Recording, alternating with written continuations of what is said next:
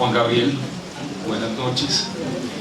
¿Cuántas veces hemos conversado tú y yo antes? No deberíamos confesar eso. Pero hace bastante tiempo. Miren, voy a arrancar la conversación por un dato un poco externo al libro, pero que viene muy a cuento. Supongo que todos saben que la escultura de Felisa, de la cual se habla en el libro, que está en la carrera séptima con calle 100, fue invadida muy recientemente por algunos opositores al gobierno que están pidiendo su destitución. Cuando viste eso, yo imaginé de pronto como que el libro imitaba la realidad y no la realidad imitaba el libro, pero me gustaría saber qué suscitó esa situación en ti. Pues mira, lo primero que hice fue ir a la escultura y darle una vuelta. Buenas noches a todos, muchas gracias por estar aquí, tan numerosos en esta noche de lluvia y en este sitio fantástico que yo me moría de ganas de conocer, porque fui una especie de testigo lejano de su nacimiento y desde luego cómplice, y me declaro cómplice para toda la vida de Ficciones. Así que felicitaciones, Consuelo. Para mí es un gusto estar aquí. Sí, un aplauso para Consuelo.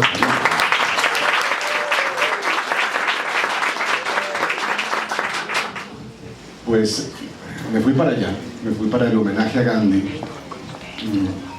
que nadie sabe que se llama homenaje a Gandhi ni qué es en realidad, porque en los años 70 Felisa Burstyn y su marido Pablo Leiva pasaban en carro en la madrugada por la carrera séptima y por pura casualidad se cruzaron con unos ladrones que estaban enganchando el monumento a una grúa para tratar de robarse la chatarra, y entonces los espantaron, o su presencia los espantó, y luego decidieron llevarse la placa de mármol que identificaba el homenaje a Gandhi.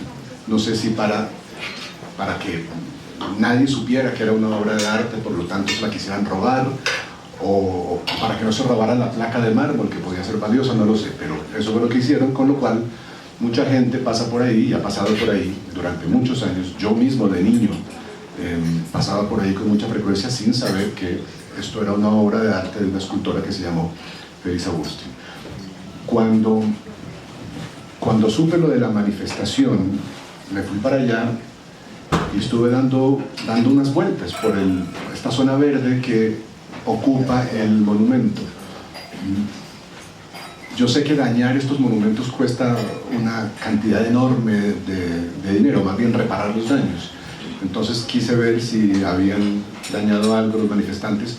No fue así, aparte de una bandera colgada de la escultura, no había nada.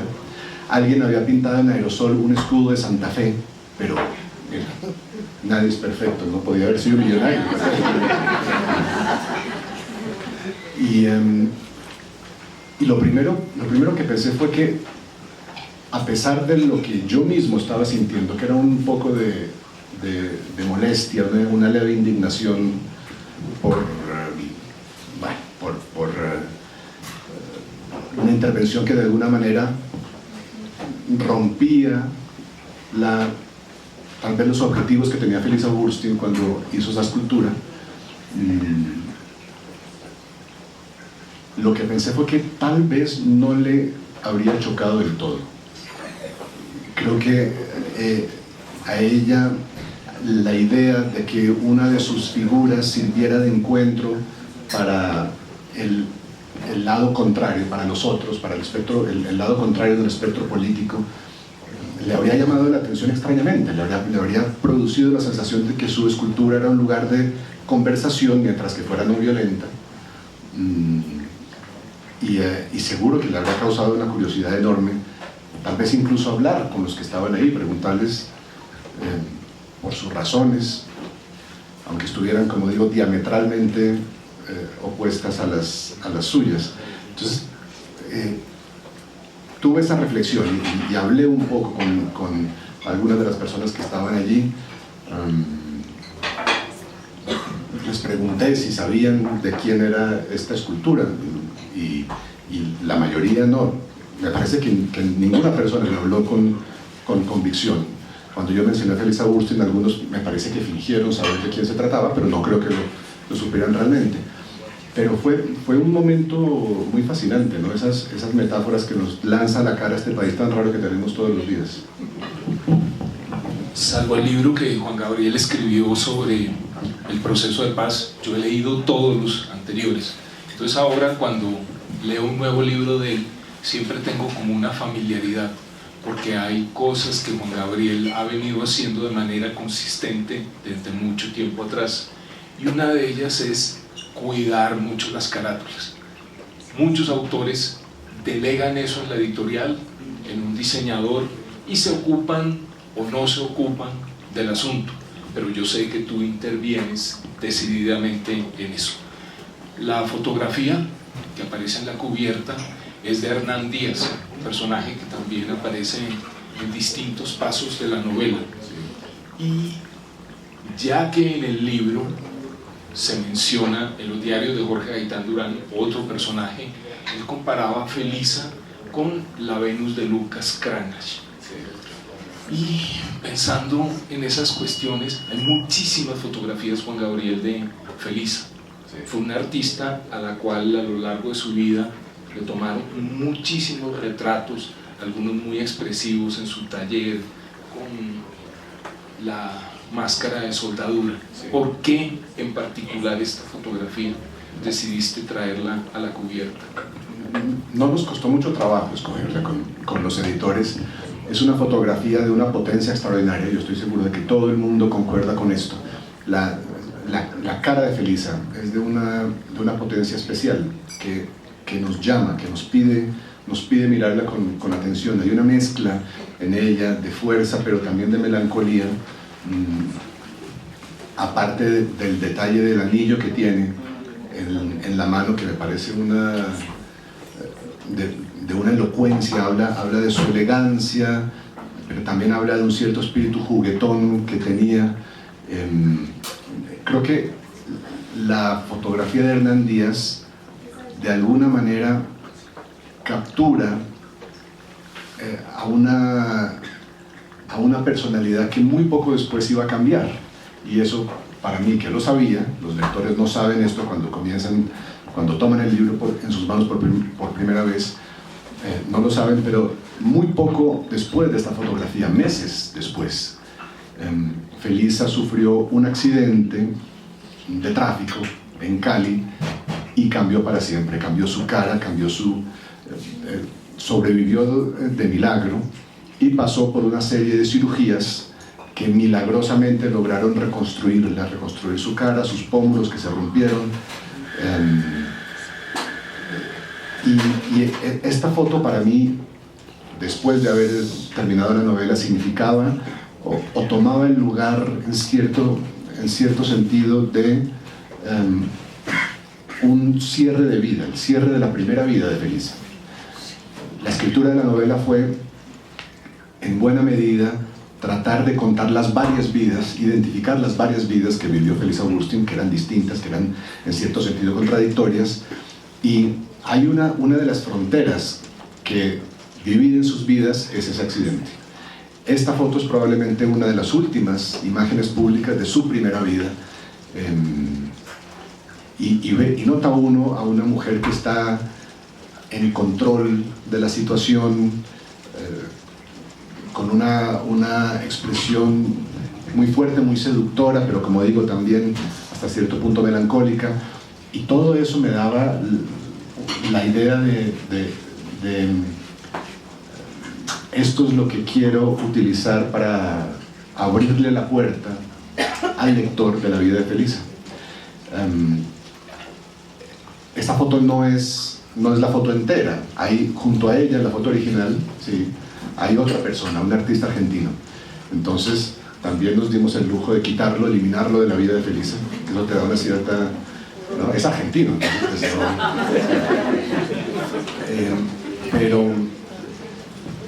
pero hubo que llevar a cabo cierta manipulación. Luego, claro, la figura de Hernán Díaz está muy presente en la novela, porque está muy presente, muchas gracias, está muy presente en esos años de explosión de la cultura colombiana. Fueron años en que se condensó una cierta, no fue un movimiento, pero sí una cierta coincidencia de talentos artísticos en Colombia absolutamente extraordinario. Y Hernán Díaz era parte de eso. Y yo quería entonces que la novela también lo hiciera entrar en escena. Es el año 68. El año anterior García Márquez ha publicado 100 años de soledad. Y 5 años antes Álvaro Cepeda Zamudio publicó La Casa Grande. Y en esos años la pintura de Botero y de Obregón estalla también. De manera que, y la revista Mito, que murió con Jorge Gaitán Durán, también en el año 62, sigue muy viva en la conciencia de los colombianos y sigue transformando lo que entendemos por nuestro país, por nuestra cultura. De manera que esa foto por su momento significaba muchas cosas más que la simple imagen de Felisa, y a mí me pareció casi inevitable usarla. A mí en los libros siempre me gusta imaginar cuál es el estilo con que ese libro se presenta, y evidentemente Hernán Díaz está aquí. Hernán Díaz también tomó una foto muy icónica de la artista Beatriz Daza, que iba con Felisa en el momento en que pasa el accidente. Bueno, otra de esas familiaridades que yo les decía de los libros de Juan Gabriel tienen que ver con los epígrafes. Yo creo que no hay un solo libro tuyo que no tenga epígrafes. Es verdad. Y cumplen como una función muy particular, porque en cierto sentido recogen como el espíritu del libro. Y poner ese epígrafe a menudo va con una de tus pasiones, que es la lectura de poesía. Sí. Digamos, no sé, me acuerdo ahora en las canciones para el incendio, sí, pues los epígrafes son de Borges, y en este son dos poetas, uno que lo acabas de mencionar, que es Gaitán Durán. Aparte de que Gaitán Durán fue pareja de Felisa, ¿por qué quisiste encabezar el libro con una cita específicamente de Gaitán Durán, de uno de sus libros de poemas? Sí, claro.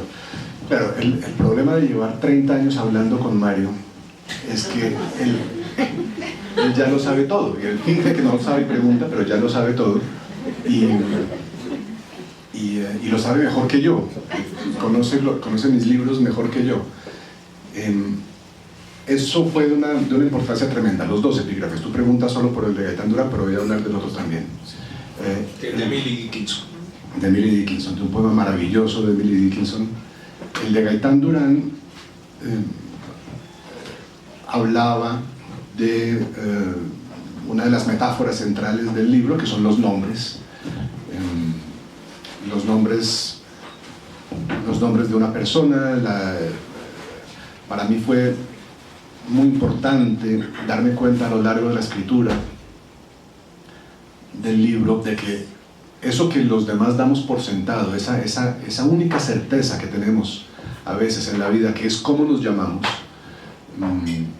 para Felisa no existió. Felisa nació llamándose Felicia, pero eso fue solo porque sus padres le quisieron poner Feijele, que en yiddish significa pajarito, y alguien les dijo que le iban a obligar a deletrear su nombre toda la vida en Colombia. Entonces le pusieron Felicia, y ella misma se cambió su nombre a Felisa porque quería que incluyera la palabra feliz, porque así era como se sentía siendo una adolescente. Pero su amante, Jorge Gaitán Durán, la llamaba Betina en sus diarios, para que nadie se diera cuenta de quién estaba hablando. Y los periodistas durante toda su vida, y esto se convirtió en una especie de broma recurrente con ella y con su círculo, equivocaron la grafía de sus libros. No había manera de que escribieran el apellido Burstyn sin todas las consonantes, o sin equivocar la Y, cambiarla por una I latina, y su nombre también lo escribían con S cuando debía ser con Z, de manera que esa idea me parecía a mí metafórica del desequilibrio constante en el que vivió Felisa. Como decía antes, la certeza que tenemos, la certeza mínima que tenemos para andar por el mundo, cómo nos llamamos, no estaba disponible para ella. hasta en su tumba el nombre está mal escrito. Y eso se convirtió para mí en una de las líneas de investigación de su personalidad, de quién era esta mujer, por qué era, cómo era. Eso tiene mucho que ver con esta idiosincrasia particular que fue consecuencia de la inestabilidad de su nombre. Entonces un verso de Jorge Gaitán Durán, que fue una persona tan importante para ella, que según sus palabras, las de Felisa, era el responsable de que ella fuera artista. Si yo soy artista es gracias a Jorge, dijo en una entrevista que le dio a Juan Gustavo Cobo Borda. Gaitán Durán fue una influencia en su vocación, pero también en su disciplina. Era un hombre extraordinariamente disciplinado, que tenía una capacidad de trabajo brutal, y esto para la mujer anárquica y caótica que era Felisa Burstyn fue tremendamente útil. Aparte de eso, lo amó con pasión, lo amó desesperadamente, y es uno de los amores, es una de las grandes tragedias de su vida, la muerte de Jorge Gaitán Durán en un accidente de avión en Martinica en 1962. Por todo eso, por la conjunción de el poeta y un verso que habla de los nombres, me parecía inevitable usar eso como epígrafe. El otro epígrafe es de Emily Dickinson, no sé si ustedes la han leído. Si no la han leído, busquen sus libros aquí en la librería Ficciones. Hoy se los llevan con rebaja, porque Emily Dickinson es una poeta extraordinaria que escribió en soledad, en el ático de una casa un poco ajena a los ruidos del mundo. Publicó poquísimas cosas en vida, y cuando murió se encontraron con un baúl lleno de sus poemas que no tenían título, que estaban desorganizados, y muchos de ellos son lacónicas obras maestras. Y el verso que escogí, dice: me encierran en su prosa. Es de un poema muy corto de Emily Dickinson que decía: they shut me up in prose, es el original, me encierran en su prosa. Y luego continúa diciendo: como cuando era niña me metían en un armario para que me estuviera quieta. Y luego dice, se burla de ellos, dice: quieta, no se enteraron nunca, estoy parafraseando, de que me bastaba con la imaginación, y con la imaginación podía, libre como un pájaro, salir a volar y escapar de mi jaula. Entonces, el poema de Emily Dickinson no solo hablaba para mí de lo que fue la lucha constante de Felisa Burstyn también, por liberarse de las jaulas en las que intentaban meterla todo el mundo. Un primer marido que no quiso dejar que ella fuera artista,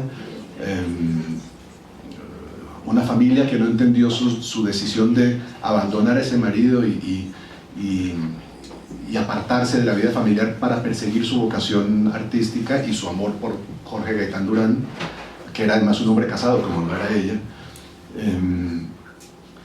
y enfrentarse a un mundo artístico que era predominantemente masculino y machista en los años en que ella empezó a hacer sus esculturas, y luego entonces enfrentarse a un mundo político que la censuró y la persiguió y acabó mandándola al exilio. Todas esas eran jaulas de las que Felisa Burstyn quiso escapar toda la vida, y en cierto sentido lo logró, pero pagó un precio también por ello. Por todo eso el poema de Emily Dickinson me importaba mucho, pero es que además ese primer verso, They shut me up in prose, para Emily Dickinson es una especie de burla o una queja contra los que la quieren encerrar en una vida prosaica. Me encierran en su prosa, quiere decir, me quieren meter en un mundo de reglas y de restricciones, que no tiene interés, que no tiene vuelo, y yo quiero escaparme de eso. Pero al mismo tiempo era lo que yo estaba tratando de hacer con Felisa Burstyn, encerrarla en mi prosa, capturar su temperamento, su psicología, sus emociones, en un texto de novelista. Y de ahí entonces que se haya metido ese verso también con epígrafe. muchos personajes de la vida colombiana que aparecen fugazmente en el libro.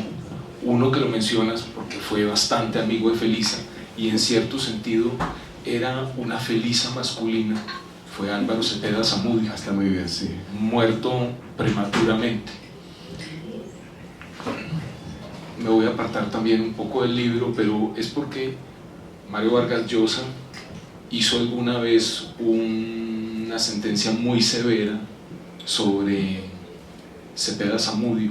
No sé si tú la recuerdas, y en el caso de que la recuerdes, si compartes ese juicio de Vargas Llosa sobre Cepeda Zamudio.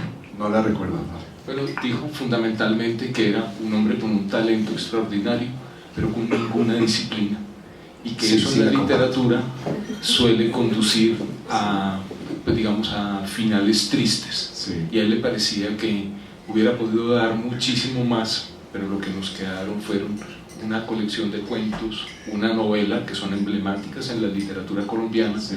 pero a Vargas Llosa le parecía que se desperdició en muchas otras cosas. Sí, sí, yo estoy de acuerdo. Yo estoy de acuerdo, pero claro, esa es la visión de quien habría querido ver más libros.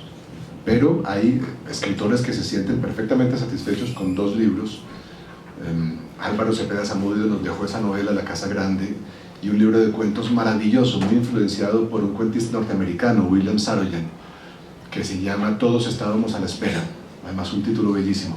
Y en el cual aparece Felisa como personaje. No, Felisa aparece en los cuentos de Juana. Los cuentos de Juana, Sí. sí, sí. Hay un tercer volumen que se llama Los cuentos de Juana, que son textos cortos, me parece que no demasiado interesantes, algunos no muy bien terminados, ya tarde en su vida, ya estaba enfermo cuando lo escribió, pero tomaba personajes de su vida y los convertía a través de un episodio en un pequeño texto, digamos, límite entre la ficción y la realidad. Y uno de esos personajes es efectivamente Felisa Burstyn.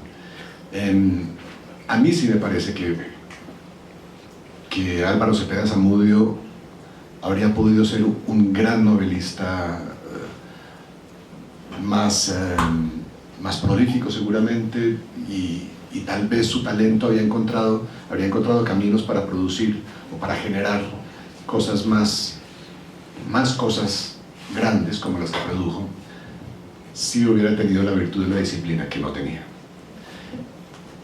Pero bueno, en el mundo de los novelistas es imposible decir que no haya sido esa indisciplina o ese carácter anárquico y otra vez caótico justamente lo que lo llevó a escribir estas maravillas. No lo sabes. Entonces, claro, la posición de decir si hubiera bebido menos y si hubiera levantado más temprano tal vez habría escrito mejores novelas, ahí hay una falacia, ¿no? Pero es imposible saberlo. Yo sí creo que estaba quejado de esa indisciplina. Parece, además, por la gente que lo conoció, bellísima de ver, porque era un hombre de una generosidad, de una vitalidad muy parecido a Felisa Burstyn, y eso que dices me parece muy justo. Es la primera vez que lo pienso, pero sí, eran personas, eran vidas paralelas para... Incluso tenían el pelo parecido.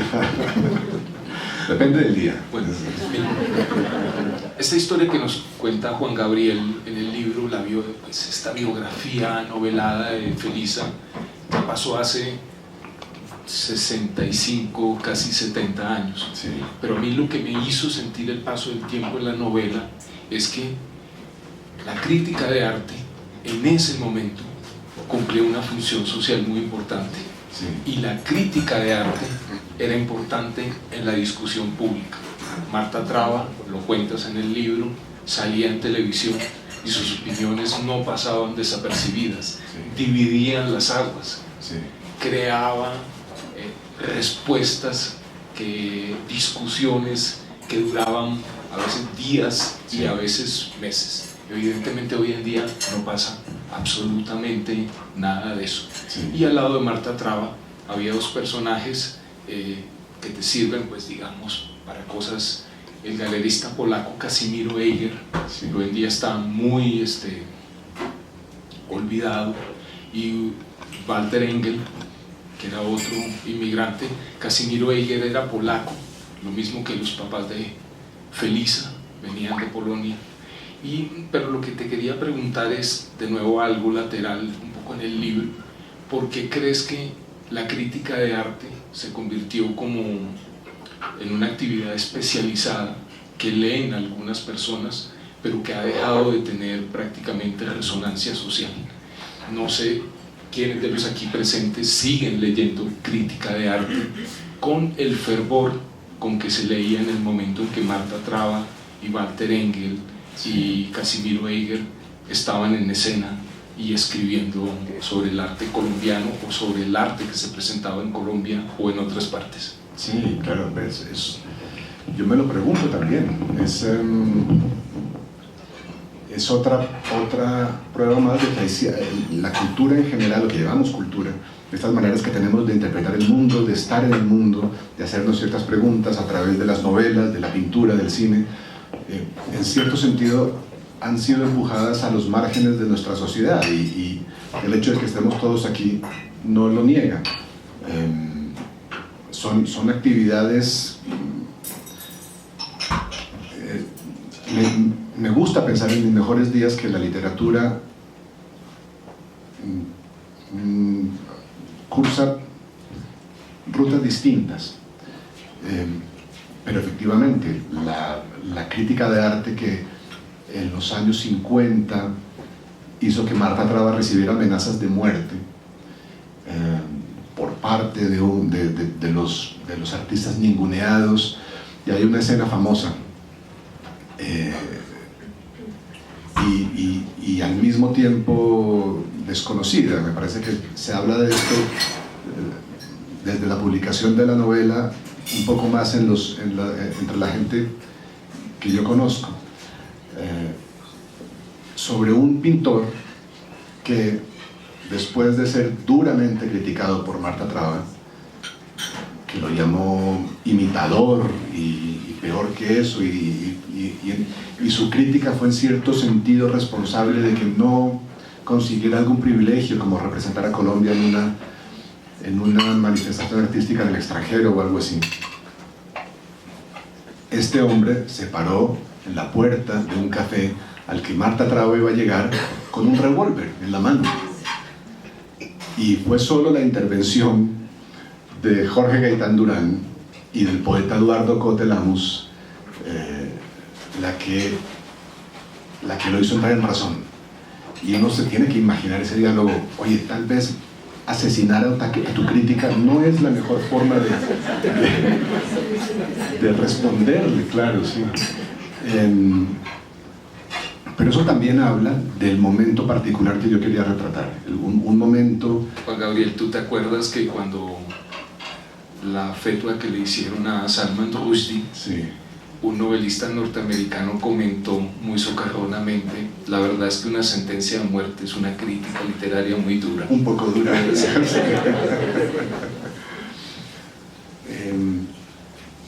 Sí, a mí me interesó especialmente retratar este momento del arte colombiano, esta concentración de talento, que es muy particular.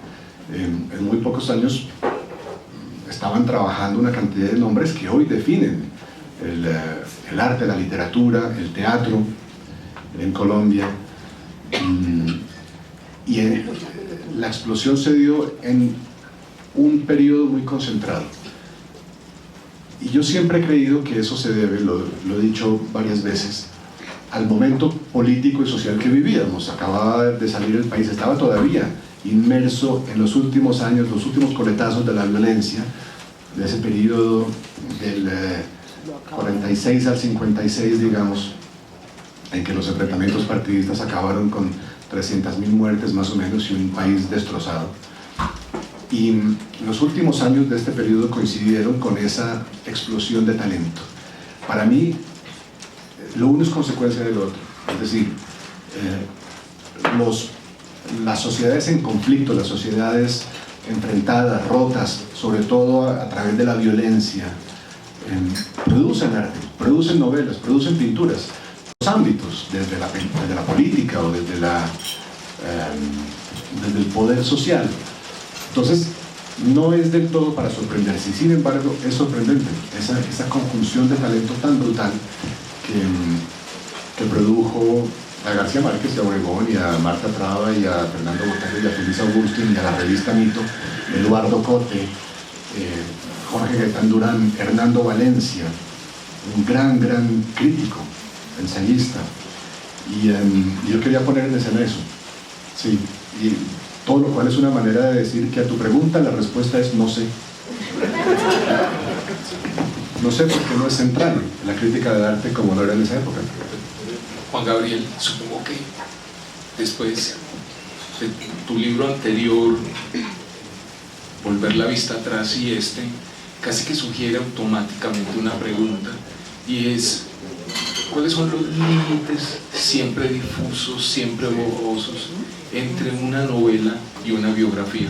Sí. Porque estos dos libros algo tienen de biografía, sí, pero evidentemente también se toman muchas libertades que en el caso de un biógrafo no, digamos, no sería ortodoxo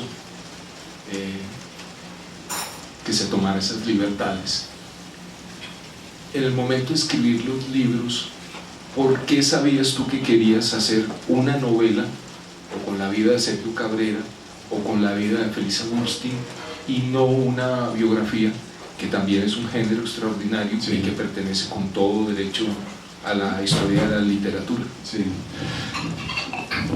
Mira, yo creo a pie juntillas en lo que dice Milan Kundera. Milan Kundera, en un libro que se llama El arte de la novela, recuerda a un escritor austríaco, Hermann Broch, y manipula una frase suya para decir que la única razón de ser de la novela es decir lo que solo la novela puede decir.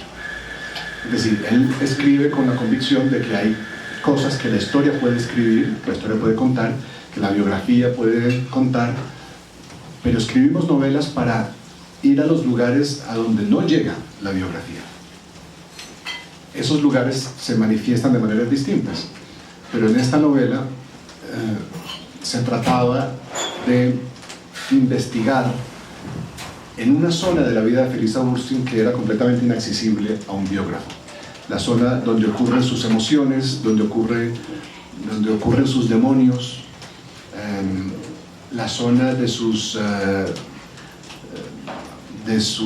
todo lo que no está documentado y que no puede nunca documentarse. Es la zona que podría, para mí, responder a la pregunta original que dio lugar a todo el libro, que es: ¿por qué Feliz Agustín murió de tristeza? No sé si ustedes han leído ya el libro, pero en las primeras 5 páginas cuento cómo nació la fascinación por el personaje de Feliz Agustín, que fue a raíz de una columna que escribió Gabriel García Márquez en el año 82, muy pocos días después de la muerte de Felisa. Y no sé si ustedes sepan cómo ocurrió la muerte de Felisa, pero la voy a contar, y si quieren no se lean el libro, ya no pasa nada. No pasa nada. No, Consuelo, no he dicho que no lo compren. Cómprenlo, pero no lo lean. Feliz Agustín había llegado a París como exiliada perseguida por los hechos y las leyes muy represivas del gobierno de Julio César Turbay. Y allí, después de unas semanas de vida en el exilio, una vida muy sufrida, muy triste, recibió la visita de Gabriel García Márquez, que había sido su protector y su valedor en los primeros días del exilio. Ella había vivido en su casa el primer mes o los primeros 2 meses después del exilio. Y García Márquez y Mercedes la invitaron a ella y a su marido, Pablo Leiva, a cenar en un restaurante ruso, que ya no existe, que se llamaba Dominic. Estaban también otros 2 invitados, amigos de todos ellos, que eran Enrique Santos y su mujer de entonces, María Teresa Rubino. Y tan pronto como pidieron las cartas, Feliz Agustín, allí sentada, con 48 años, tuvo un infarto fulminante y murió en el restaurante Dominic. Ya no tienen que leer el libro. No, la verdad es que eso se cuenta en la contratapa, así que no hay... No, la gracia es saber cómo.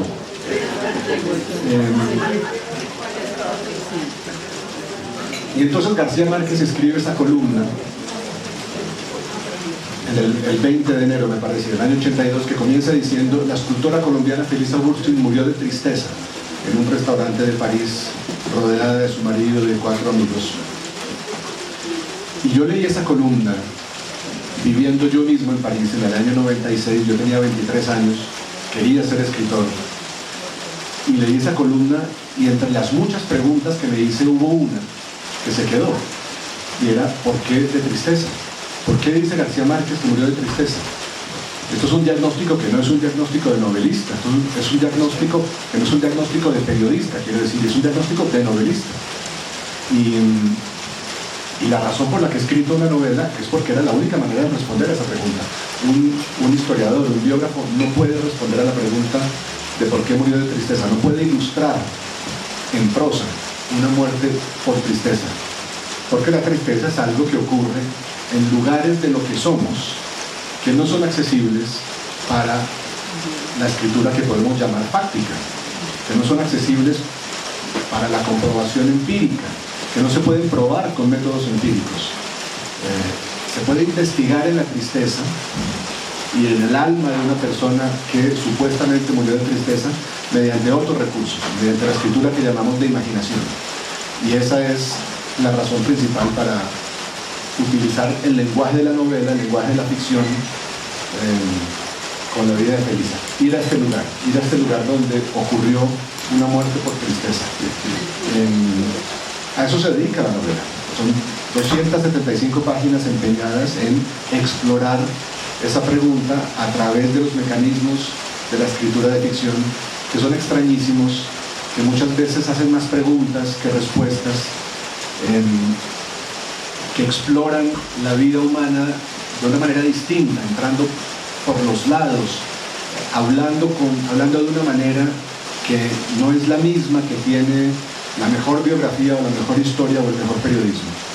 Y escribimos novelas y leemos novelas porque son formas de entender algo sobre la vida humana, sobre lo que somos, que no está disponible de otra forma, y que nos permite en cierto sentido,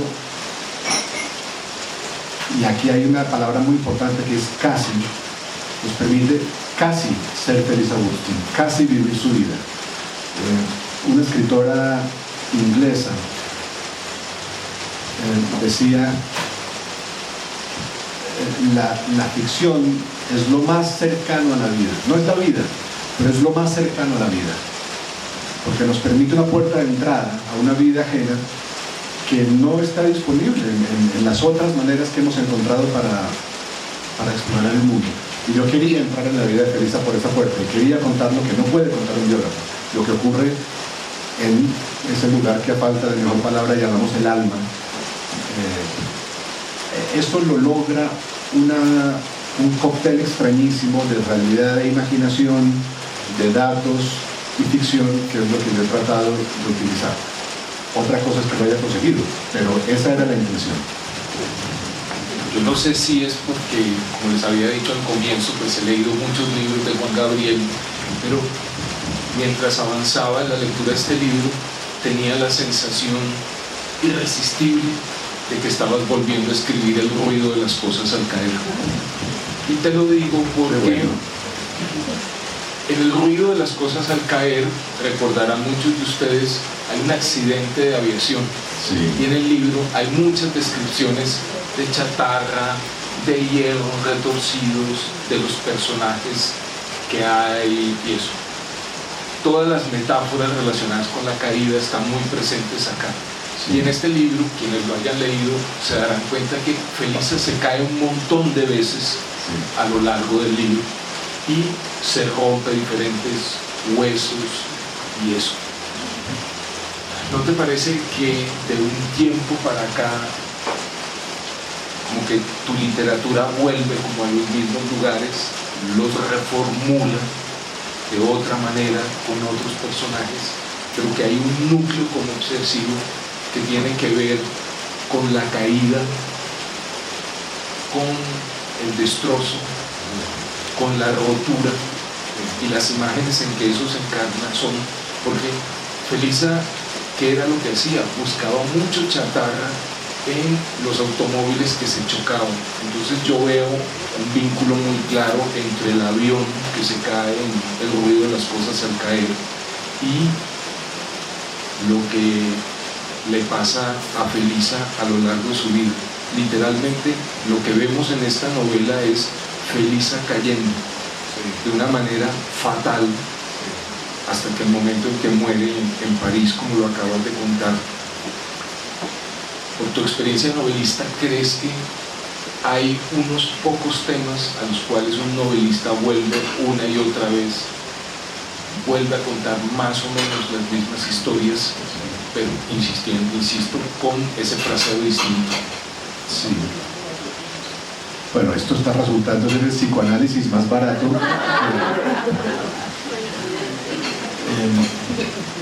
Yo creo que tienes toda la razón. Sí. Hay una... Creo primero que es verdad lo que decía Sábato, las obsesiones, cuanto más fuertes, menos numerosas son. Y creo que la obra del novelista está cruzada por ciertas obsesiones que nunca se van, que organizan eso tan desorganizado y tan peligroso, en cierto sentido, que son nuestros demonios, nuestras obsesiones malsanas, nuestros miedos. Las novelas son con mucha frecuencia un intento un poco desesperado por darle forma coherente a lo que no la tiene, que son esos fantasmas que acompañan, esos demonios que acompañan esos lugares oscuros, ¿no?, que acompañan a un novelista toda la vida.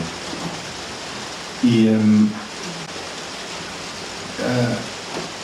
es muy posible que esta novela lance canales de comunicación al ruido de las cosas al caer, porque habla en cierto sentido de cosas similares.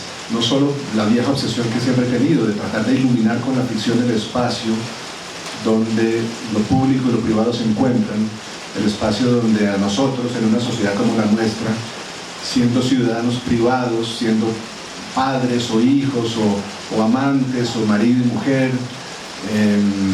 o hermanos, de repente las fuerzas que son muy misteriosas de lo público, las fuerzas de la historia, de la política, entran en nuestras vidas y las modifican, o a veces, como en el caso de mis personajes, las transforman radicalmente.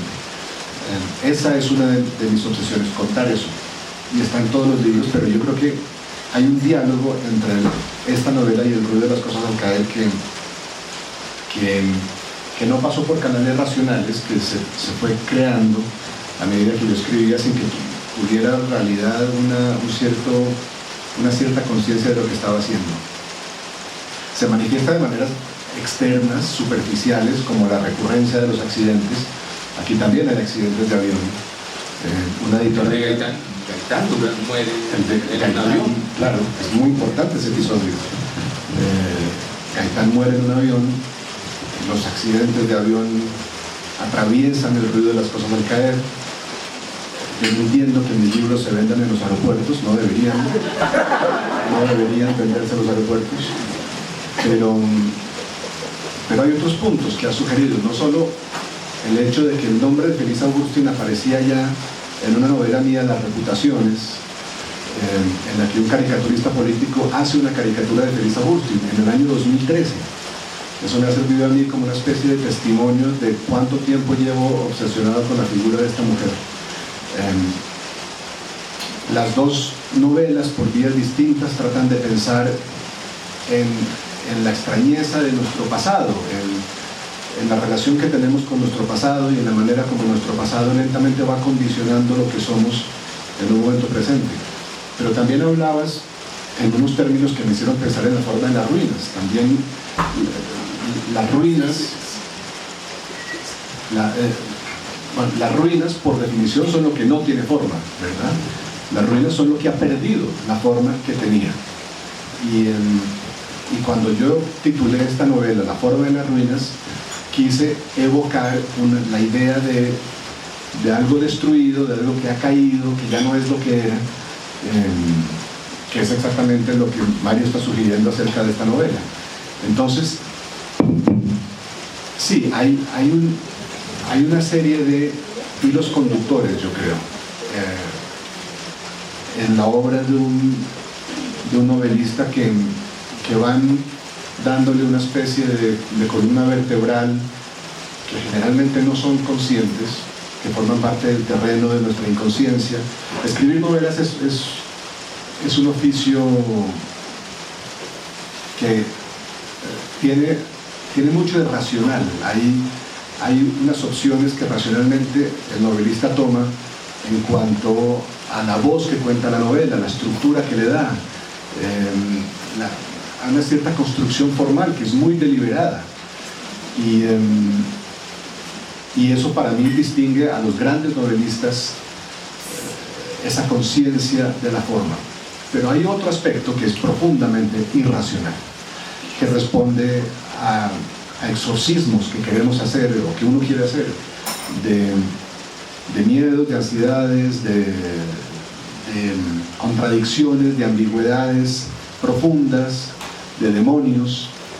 Y Felisa Burstyn ha sido para mí, a lo largo de 27 años, un fantasma, flotando en mi vida de manera un poco molesta, y escribir este libro ha sido la única manera que he encontrado de quitármelo de encima. Pero al hacerlo, claro, también han quedado condensados en el libro otros de esos demonios que habían dado forma a libros anteriores. Y todo eso es el lado irracional de la escritura de novelas, que para mí es parte de lo divertido y también de lo peligroso. Bueno, hasta el nombre de Felisa, como tú lo describiste, era un accidente en la boca de las personas. Llegaban ahí y no lo podían pronunciar. Es fantástico eso, sí. Me lo voy a copiar. Bueno, tienes todo el derecho. Las formas en que un escritor va evolucionando a veces son muy sorprendentes. En una conversación de mucho tiempo atrás, le pregunté a Juan Gabriel, y ¿en qué estás trabajando? Entonces me dijo que era una historia familiar que él sabía, la tenía como un poco borrosa, pero cuando mataron a Jorge Eliezer Gaitán, no había mucha policía en ese momento en Bogotá. Entonces tuvieron que traer algunos contingentes para que se ocuparan pues, de restablecer el orden perdido. Y uno de esos contingentes estaba al mando de un pariente más o menos lejano de Juan Gabriel. Entonces él quería, en ese momento no sabía muy bien qué escribir, pero quería escribir una novela sobre eso. Bueno, Juan Gabriel obviamente en el camino pues eso lo desechaste y acabó siendo La forma de las ruinas. Digo esto porque tus dos últimos libros de ficción han tomado un camino que me parece sorprendente en el sentido de que se ocupan de lo que llamamos el progresismo en Colombia. Hiciste una novela sobre Sergio Cabrera, ahora sobre Felisa Burstyn, que son personas que inequívocamente pertenecen al mundo de la izquierda colombiana, sí, con todos los matices que uno pudiera aplicarle a eso.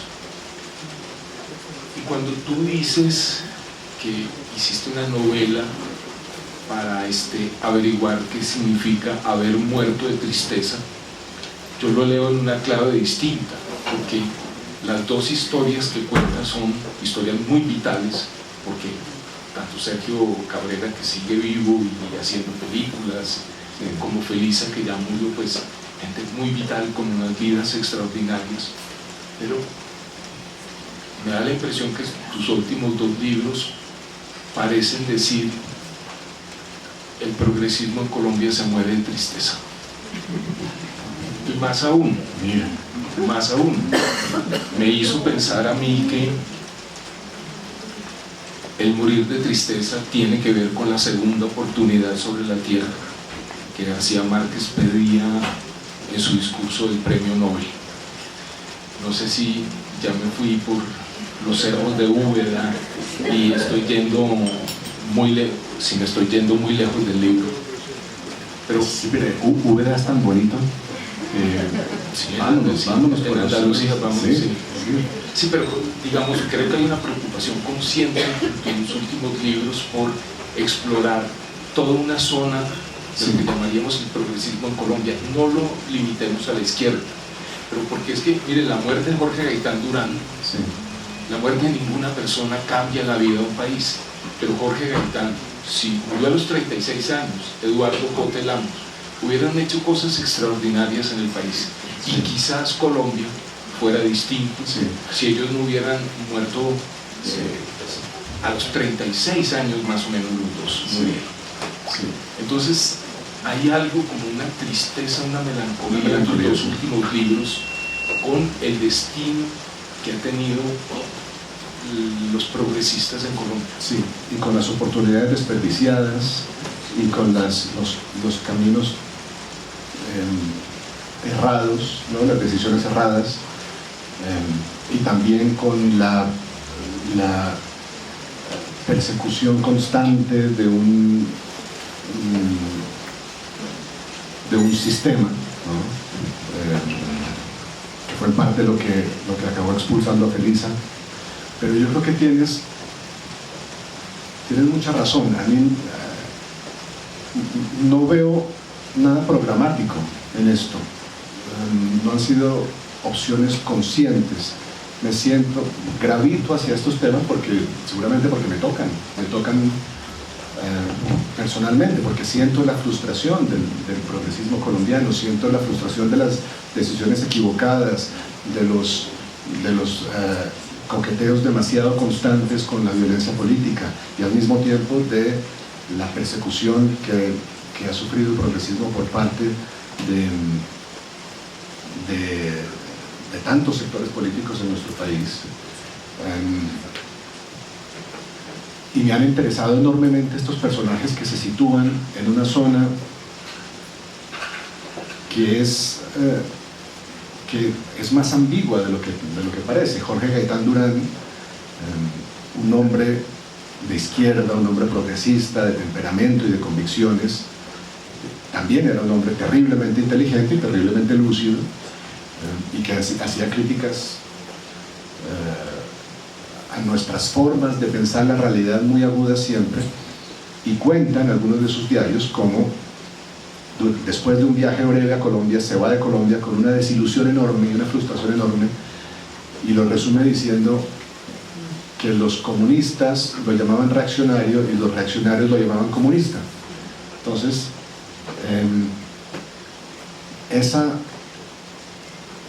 la lucidez, decía René Char, es la herida más cercana al sol.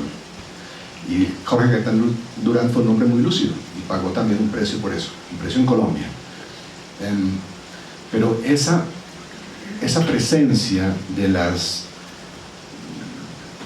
esa fuerza que son las ideas, la manera como las ideas moldean nuestra realidad, moldean nuestra percepción del mundo, encausan nuestras acciones, yo creo que es uno de los grandes temas de volver la vista atrás, y también en cierto sentido de esta novela.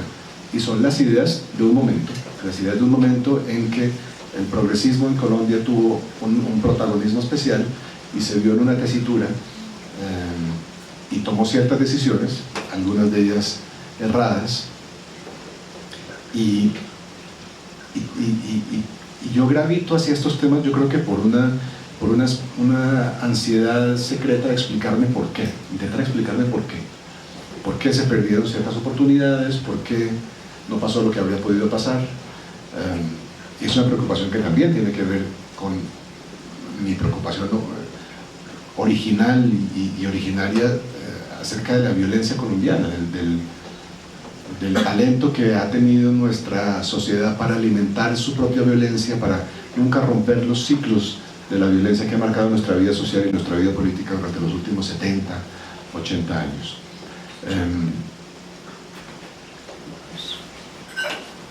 Yo creo que uno de los problemas de los novelistas es esta capacidad casi obsesiva para ver el otro lado, para interesarse por todos los lados, por todas las ideas. Y en estas novelas hay una especie de tensión constante entre las distintas fuerzas, de las ideas que marcaban la vida de los colombianos durante esa época. Y yo he querido ver eso en acción, he querido abrir espacios, tanto con esta novela como con Volver la vista atrás, que en cierto sentido son de signo opuesto, ¿no? Esta novela pone en escena de una manera muy intensa y muy dramática esa persecución por parte de la derecha colombiana que sufrió una mujer de tendencias progresistas como Felisa Agustín. Volver la vista atrás quizás pone en escena otros dramas, otras tensiones, pero si uno escribe una novela es para abrir un espacio donde los lectores abandonemos el vicio de juzgar. Milan Kundera decía, las novelas abren un espacio donde abandonamos el juicio moral. Entramos a una novela no para dividir al mundo entre culpables e inocentes, sino para entender. Y esa es la invitación que la novela, esta y la anterior, hacen a los lectores. Una de las primeras manifestaciones de que yo había logrado por lo menos este cometido. No sé si Volver la vista atrás sea un buen libro, no sé si lo que sea, pero me satisfizo el día de la publicación que Sergio Cabrera me llamara y me dijera, oye, tengo miedo. El día de la publicación me dice, tengo miedo. Y yo, tratando de quitarle hierro al asunto, le dije, bueno, a ver, Sergio, dime 3 cosas que te den miedo. Y me dice, la reacción de la derecha, la reacción de la izquierda y la reacción de la familia.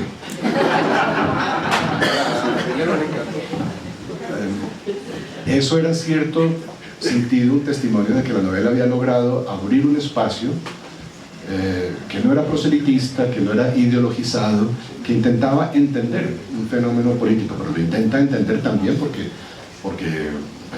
su autor tiene ciertas ansiedades, ciertas preocupaciones que giran alrededor del destino del progresismo en Colombia, claro que sí.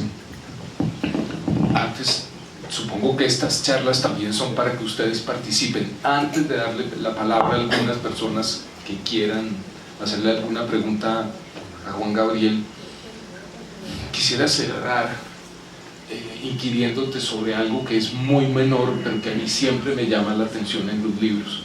En un momento, Felisa va a visitar a sus hijas a San Antonio, en Texas, y en el momento de despedirse de ellas le dice una frase que es "cross my heart and hope to die". Bueno, eso es una frase en inglés que se utiliza, no se puede traducir literalmente, se utiliza para reafirmar que uno está diciendo algo con todo el corazón, en serio.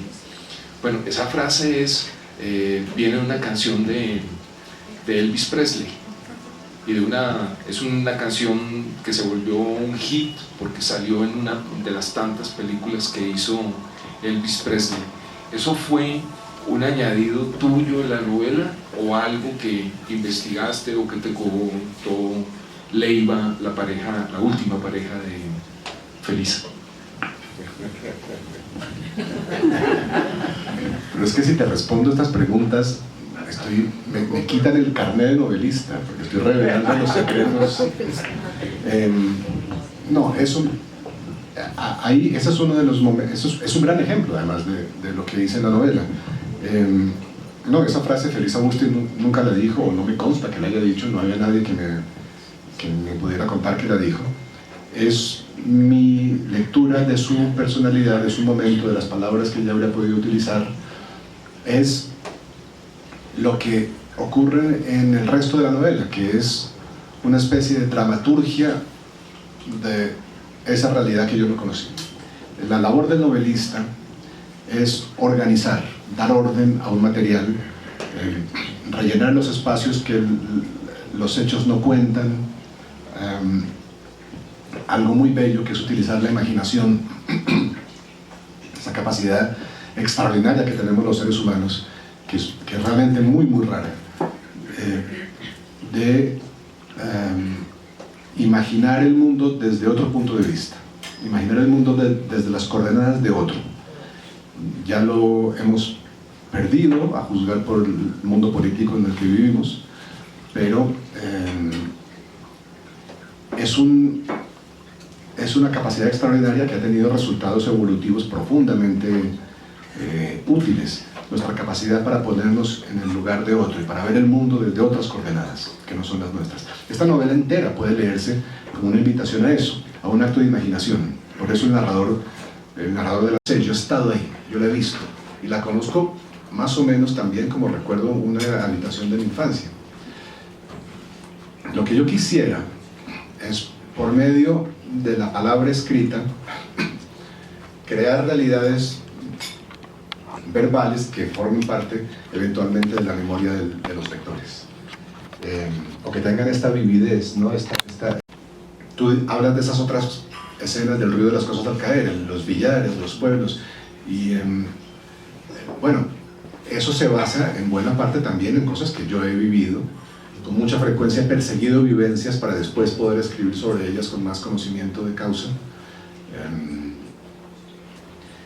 Pero el fin último de todo esto es dar esa impresión maravillosa de realidad que nos dan las ficciones, ¿no? De sentir que en cierto sentido hemos estado ahí, hemos visto a Madame Bovary tomarse el arsénico. Por eso decía Oscar Wilde, yo creo sin exagerar, decía: la muerte de Lucien de Rubempré, que era un personaje de Balzac, es el gran drama de mi vida, ¿no? A mí esa relación que podemos tener con la ficción, eso es lo que más me importa, es una de las cosas más importantes de mi vida de lector, pero es lo que yo quisiera provocar eventualmente en los lectores, una relación con estos personajes y con estas situaciones que se vuelva parte de su vida y de su experiencia. Yo no tengo autoridad moral para escoger quién hace las preguntas. Alguien, por favor, me ayuda. Allá, sí, allá. Sí, el náufrago. Sí. Es que él movía la mano más rápido, entonces era como más desesperado. Sí. Pero después usted. Sí.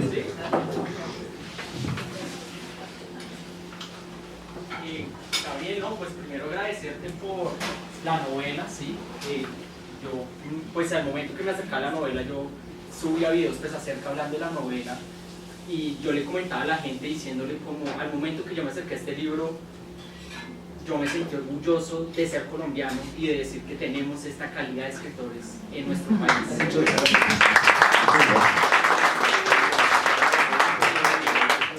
Entonces, yo me quiero acercar un poco más, ya ahorita que lo estamos hablando acá en la conversación, y era de que estamos perdiendo como ese arte, de hablar, de esa crítica del arte, pero yo me quiero acercar es de una zona que creo que estamos perdiendo actual, o que yo no he podido vivir, y es el centro bogotano que tú nombras en la novela, donde se empieza a mover Felisa.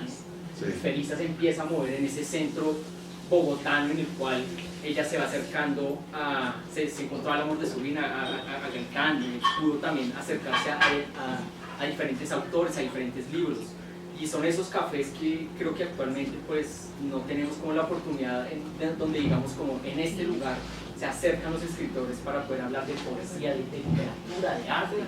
¿Tú qué piensas de eso? ¿Tú crees que o no sé si yo no conozco algún lugar o... No, los hay. Bueno, por fortuna estamos junto a una de las personas en Colombia que más sabe de la historia de los cafés, que es Mario Jursic, que es editor y artífice y articulista de un libro extraordinario. ¿Se consigue este libro? Sí, lo venden en las estaciones, no, lo regalan en las estaciones de Transmilenio. Hay que tomar el Transmilenio.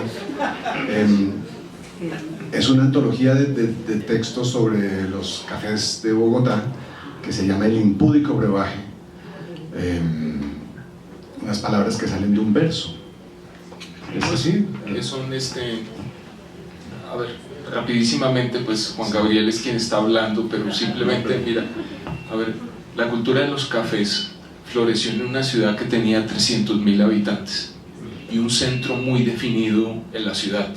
A medida que Bogotá fue creciendo, pues fueron desapareciendo como esos lugares de tertulia donde todo el mundo se encontraba. Entonces, para efectos prácticos, hoy en día, claro, hay cafés en la ciudad, hay muchos, pero el café como institución de la conversación pues yo creo que al menos en el momento, no digo que no pueda volver, pero está irremediablemente perdido. Y se perdió, y es muy elocuente, después del 9 de abril. Cambió. Después hubo espacios, y en esos espacios conoció feliz a Jorge Gaitán Durán, y eso duró un cierto tiempo. Pero el 9 de abril cambió algo en la relación que los colombianos tenían con ese espacio de privilegio. Antes del 9 de abril eran estos lugares de conversación política, donde también estaba León de Greiff adoctrinando a generaciones y generaciones de poetas. Todo eso, esta novela lo sugiere, pero está apenas sugerido si la comparamos esta novela con otros libros míos como La forma de las ruinas en particular, que son libros obsesionados por ese mundo, ¿no? Y me alegra mucho que hagas esa pregunta, porque pues, es parte de un mundo desaparecido, un mundo asesinado, si quieres, por la violencia, porque los cafés eran lugares de reunión, y una de las primeras cosas que pasaron después del 9 de abril fue la prohibición de las reuniones, y sobre todo de las reuniones políticas, desde luego. Entonces, claro, es también esa tensión que siempre ha habido en Colombia entre los mejores ángeles de nuestra naturaleza y la violencia que marca los itinerarios que tratamos de vivir. Juan Gabriel, estabas diciendo eso y me acordé de una cuestión que yo menciono en ese libro, El impúdico brebaje, y es que a León de Greiff un día, digamos, después del 9 de abril, es que en la historia colombiana es recurrente la escena de un hombre que sale de un café y va y mata a otra persona. El asesino de Gaitán, Juan Gabriel lo cuenta en La forma de las ruinas, estaba en el Gato Negro, que era un café que quedaba al frente de la oficina de Gaitán, y sale y lo mata. Y eso había pasado en otras ocasiones en Colombia. Entonces, después del 9 de abril, los cafés se llenaron de detectives secretos que estaban ahí, porque es que en los cafés hay una definición muy bella que dio un colombiano, dijo que el café era la alcoba de la república, y entonces en las alcobras pues se habla todo lo secreto, lo privado y eso. Entonces, al llenarse de policía, todo el ambiente se enrareció, porque estaban tratando de oír qué conversaba la gente. Entonces, en un momento, León de Greiff, esto lo cuenta Juan Lozano y Lozano, se pone a recitar uno de sus poemas. Acuérdense que León de Greiff utilizaba un lenguaje muy lujoso, lleno de palabras muy poco conocidas. Entonces, uno de los tiras, que los llamaban así en ese entonces, piensa que está hablando en clave política. Entonces arrestan a León de Greiff y entonces se lo llevan a la comisaría, y en la comisaría el tipo leía los poemas, el agente, y como no entendía nada, intentaba interrogarlo para que le confesara qué era el mensaje secreto que había en esos poemas. Algo parecido le pasó a Felisa, me parece, porque Felisa simplemente pues había traído unas cartas de invitación para artistas colombianos, como lo leíste en la novela, y mira dónde acabó. Sí, es verdad. Para terminar con esta respuesta, no me resisto a recordar un episodio de Cafés en el que un joven poeta se le acerca a León de Greiff con 2 poemas y le dice: maestro, quiero que los lea y me diga cuál debo publicar. Y León de Greiff lee el primero y le dice: publique el otro.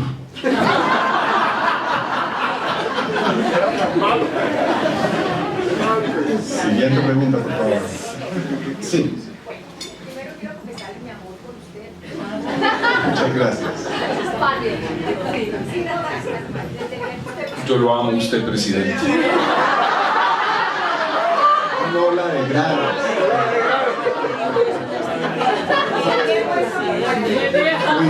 Muy bien.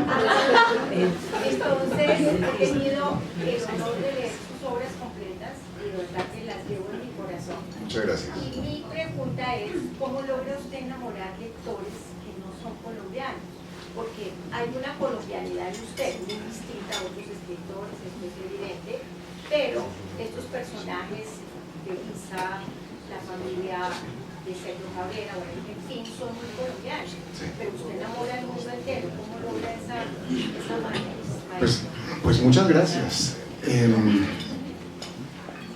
A ver, yo creo que las razones por las que a mí me enamora una novela como Ana Karenina o una novela de, no sé, de Chinua Achebe, ¿no? O una novela de Lampedusa, ¿no? A pesar de que no soy ni ruso, ni nigeriano, ni italiano, es porque la literatura de imaginación tiene una capacidad muy misteriosa para convertir lo que es profundamente local en universal. Y no sé muy bien cómo se logra eso, pero siempre he sentido y siempre he creído con cierta convicción que las novelas son mucho más inteligentes que los novelistas. Las novelas son más generosas que los novelistas, son más abarcadoras. Las novelas saben de lo que somos los seres humanos, de nuestras vidas, mucho más de lo que sabemos los pobres seres humanos que las escribimos. Y cuando una novela funciona, hace eso. Se abre encuentra los lugares comunes, los lugares que nos permiten comprender que somos parte de la misma especie y establecer canales de comunicación.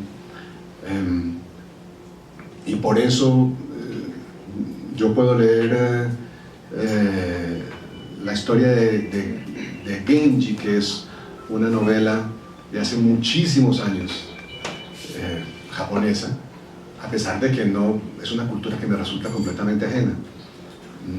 Hay algo en la escritura de ficción, hay algo en los recursos de una novela que abren caminos de comunicación entre experiencias disímiles, y eso es parte de las riquezas y de los misterios de la literatura. De manera que si usted cree que mis libros logran eso, pues para mí es un grandísimo elogio, porque eso es desde luego lo que quiero lograr, ¿no? Tolstoy decía: habla de tu aldea y serás universal. Y parte de mi aldea es el centro bogotano, claro. Y eso desde luego es lo que yo quisiera hacer con mis libros, ¿sí? Hablar de este país que fuera es fruto de tantos malentendidos, se produce tantos malentendidos, ¿no? Y en eso yo creo que la literatura, espero que sin proponérselo, puede ser una gran forma de la embajada, en el mejor sentido, en el sentido más noble, ¿no? La ficción es una embajada. Gracias. No sé. Aquí. Muchas gracias por el conversatorio. Te quería preguntar sobre el rol de Felisa como madre. Y te voy a preguntar lo que pasó en nuestro club de lectura, que somos nosotros Esto es un club de lectura. Sí, es de la oficina, trajimos una pequeña representación, y en la parte de cuando Felisa se separa o abandona a sus hijas para seguir como sus sueños hace 50 años, pues tuvimos una dualidad entre los hombres y mujeres del club. Donde ¿Hay hombres en el club? Sí, muchos. Acá hay uno, pero tenemos... muy bien. Sí, somos como 20 y por ahí la mitad son hombres. Bueno. Entonces, la dualidad fue que las mujeres, por más duro que sea el tema, entendimos y nos pareció muy valiente de ella que tomara esa decisión. Sí. Y los hombres se desenamoraron de ella y les pareció muy duro. A lo que les preguntamos que ¿por qué no se castiga de igual forma a los hombres que abandonan a sus hijos?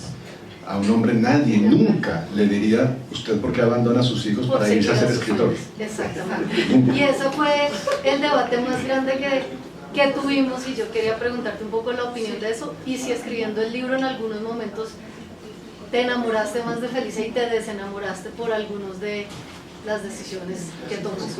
Bueno, la respuesta rápida a esa última parte es que escribiendo esta novela, escribiendo todas mis novelas, hay siempre un proceso un poco misterioso que yo creo que es parte de las razones por las que uno es novelista, que es perder la distancia entre el personaje y uno mismo. Hay un momento siempre en que soy incapaz de juzgar a Felisa y de tomar una posición sobre lo que hace, porque estoy habitando su punto de vista de una manera tan intensa que la distancia moral, psicológica entre sus decisiones y las mías se pierde. Y para todos los efectos prácticos estoy absolutamente convencido de lo que ella, de las convicciones que ella tuviera.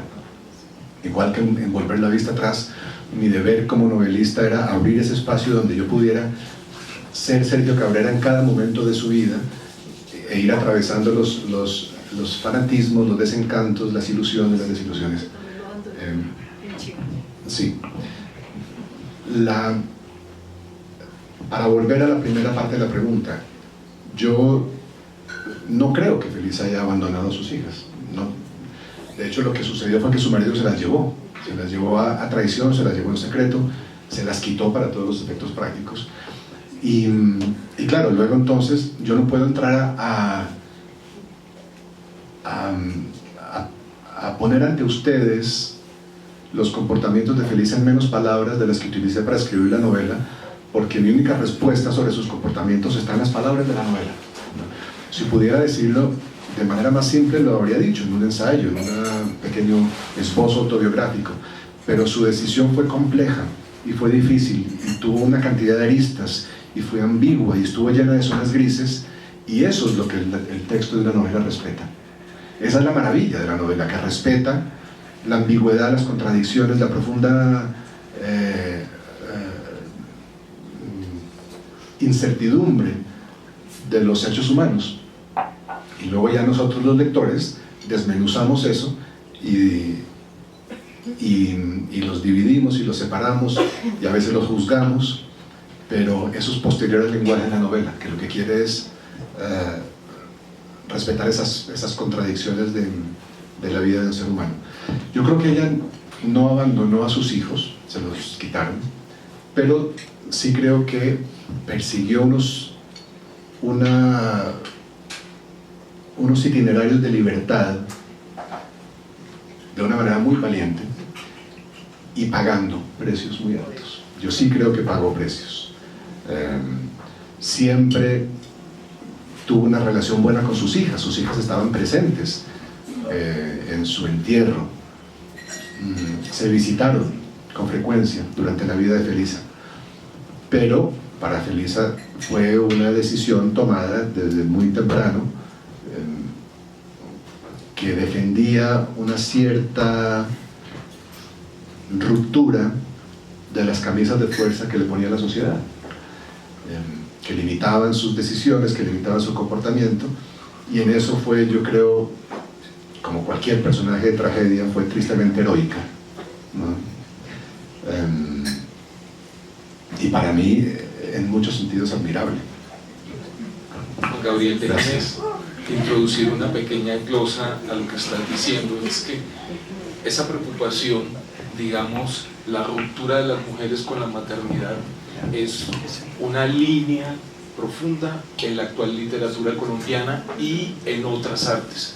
No sé si alguno de ustedes ha visto un documental de Claire Weiskopf que se llama Apóstata. Es un documental sobre su mamá, y lo que la mamá hizo fue que los abandonó cuando niños. Sí. Y ella en el documental le pregunta, ¿pero por qué los dejaste? Y ella le dice, con una honradez que uno no puede ponerse en contra de ella, dice, porque es que yo tenía que vivir mi vida y ustedes me lo impedían. Entonces, ese punto de tensión, ese punto de ignición respecto a la maternidad gravita en un montón de obras, sobre todo escritas por mujeres en este momento. Y pues Felisa, los nombres de Felisa participan, creo que un poco lateralmente en esa discusión, porque no es, digamos, como el centro gravitatorio del libro. Bueno, pues como hay muchísima gente que quiere que Juan Gabriel le firme los libros, debemos agradecer que en este espacio que se llama Ficciones nos haya dado una lección sobre lo que es la ficción y las ficciones, para que todos sigamos disfrutando de ellas. Y de verdad, quisiéramos que todos pudieran hacer las preguntas, pero ya hay una procesión que se está armando muy interesante, y Juan Gabriel también tiene una mano con la que escribe. Muchísimas gracias, muy generosa.